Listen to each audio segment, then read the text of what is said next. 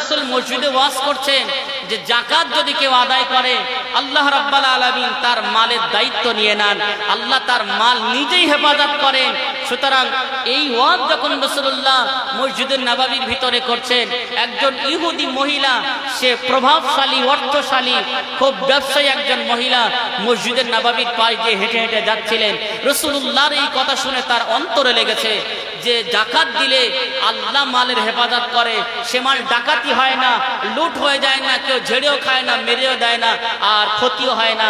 এই কথা যখন তার কানে গেছে, রাসূলুল্লাহকে বিশ্বাস করে। সমস্ত বেদিন কাফেররা জানে যে মুহাম্মদ সাল্লাল্লাহু আলাইহি সাল্লাম জীবনেও মিথ্যে কথা বলেনি আর বলে না। জোরে বলেন না সুবহানাল্লাহ।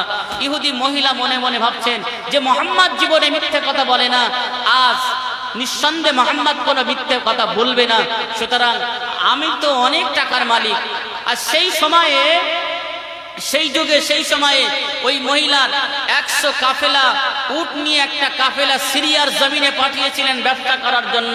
আর সেই মুহূর্তে আল্লাহ রাসূল মসজিদে নববীতে ওয়াজ করলেন, এ জামান জুমাকেনা, আমার আপনার নবী আখিরি পয়গম্বর জনাবে মুহাম্মদুর রাসূলুল্লাহ সাল্লাল্লাহু আলাইহি ওয়াসাল্লাম নবী আমার মসজিদুন নববী সাহাবীদের নিয়ে বলছেন, ও আমার সাহাবায়ে কেরামেরা, ও আমার সাহাবীরা, যারা আল্লাহর জন্য যাকাত দেবে, যারা মালের হিসাব করে যাকাত দিয়ে দেবে, আমার আল্লাহ তাদের যাকাত দেওয়ার পরিবর্তে, যাকাত দেওয়ার কারণে আমার আল্লাহ সম্পদগুলো নিজেই হেফাজত করেন, তাদের রক্ষণাবেক্ষণের দায়িত্ব খোদ আল্লাহই নিয়ে নেন। বলেন সুবহানাল্লাহ। মহিলা মসজিদে নববীর পাশ দিয়ে নিজের কাজের জন্য যাচ্ছিলেন, ওদিকে 100 উট একটা কাফেলা বানিয়ে সিরিয়ার জমিনে ব্যবসায় পাঠিয়ে দিলেন। মহিলাটা কিন্তু মুসলমান নয়, ওই মহিলাটা ছিল ইহুদি। আল্লাহর রাসূলের জবান মোবারকের ওয়াজ শুনে, রাসূলুল্লাহর কথা শুনে তিনি এটা জানতেন মুহাম্মদুর রাসূলুল্লাহ সাল্লাল্লাহু আলাইহি ওয়াসাল্লাম আব্দুল্লাহর বেটা মুহাম্মদ জীবনে কোনো মিথ্যে কথা বলেননি, আজও তিনি মিথ্যে কথা বলবেন না, এটা তাদের দৃঢ় বিশ্বাস ছিল। এই না মনে করে ওই ইহুদি মহিলা নিজের বাড়িতে চলে গেলেন, লোকজনদেরকে ডাকলেন, তাদেরকে ডেকে এক জায়গায় বসালেন, নিজের যত মাল সম্পদ আছে সমস্ত সম্পদের একটা হিসাব করে যাকাত দেওয়া আরম্ভ করলেন। ওদিকে 100 উট নিয়ে ইহুদি মহিলা একজন রাহাবারকে ঠিক করে দিলেন, একজন আমিরকে ঠিক করে দিলেন। সে আমিরের কাছে 100 উট দিলেন এবং 100 উট বোঝাই মাল দিলেন।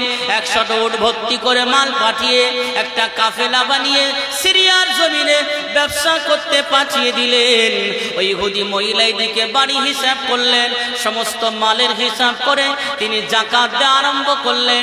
যেহেতু মুহাম্মদুর রাসূলুল্লাহ সাল্লাল্লাহু আলাইহি ওয়াসাল্লাম যে কথা বলেন কখনো মিথ্যা কথা বলেন না, এই না মনে করে তিনি যাকাত দেওয়া আরম্ভ করলেন। হঠাৎ করে তানার কানে খবর আসলো সিরিয়াতে যে কাফেলাগুলো ব্যবসা করতে গিয়েছিলেন সেই কাফেলাগুলো রাস্তায় ডাকাতের দলেরা হামলা করে দিয়েছে। সেই দলের ভিতরে তাদের উটগুলো ছিল। ওই মহিলা মনে মনে ভাবতে আরম্ভ করলেন, কাফেরদের মাঝে বলতে আরম্ভ করলেন। মহিলা যখন যাকাত দেওয়া আরম্ভ করলেন, মক্কার বেদিনেরা, কুফারে কোরাইশেরা তার ওই মহিলাকে ডেকে ডেকে বলেছিলেন, ও গো মক্কার মহিলা, ও আমাদের মালকিন, আপনি কি মুহাম্মাদের ইসলাম কবুল করে নিয়েছেন? আপনি কি মুহাম্মাদের ধর্ম মেনে নিয়েছেন? ওই সময় মহিলা বলেছিলেন, না না না, আমি মুহাম্মাদের ইসলাম কবুল করিনি, আমি মুহাম্মাদের ধর্ম কবুল করিনি। তবে মুহাম্মদ যে কথাটা বলে সত্য কথা বলে। মুহাম্মদ যে বলেছে আল্লাহর জন্য যদি কেউ যাকাত দেয়, মালের হিসাব করে যাকাত দিলে সেই যাকাত দেওয়ার পরিবর্তে আল্লাহ তার সমস্ত সম্পদের দায়িত্ব, রক্ষণাবেক্ষণের দায়িত্ব নিয়ে নেন, এটা আমি বিশ্বাস করে নিয়েছি। কারণ মুহাম্মদ জীবনে মিথ্যে কথা বলে না। আমি মুহাম্মাদের ধর্ম কবুল করিনি, তবে মুহাম্মাদের আল্লাহ আমার মালের দায়িত্ব নেওয়ার কারণে আমি যাকাত দিয়ে দিলাম। সেই মুহূর্তে খবর আসলো সিরিয়াতে যে সমস্ত কাফেলাগুলো ব্যবসার জন্য গিয়েছিল সেই কাফেলার উপরে ডাকাতের হামলা হয়েছে, মালগুলো সব লুণ্ঠন হয়ে গিয়েছে, সব লুট হয়ে গিয়েছে। মহিলা চিৎকার দিয়ে বেঈমানদেরকে শোনাতে থাকে, যদি আমার একটাও মাল ক্ষতি হয়ে যায় আমি মুহাম্মাদের কাছে যাব, মসজিদের নববীতে গিয়ে মুহাম্মাদের গলার টুটিটা ধরবো, জামার কলার ধরে বলবো, মুহাম্মদ আপনি হলেন মিথ্যাবাদী, আপনি যে বললেন জাকাত দিলে মালের রক্ষণাবেক্ষণের দায়িত্ব খোদা নিয়ে নেবেন, কিন্তু আমি জাকাত দেওয়ার পরেও আমার মালগুলো ডাকাতের কাছে কেন চলে গেল হয়ে গেল? এই চিৎকার করতে আমাদের উটগুলো কি তারা দেখতে পাইনি?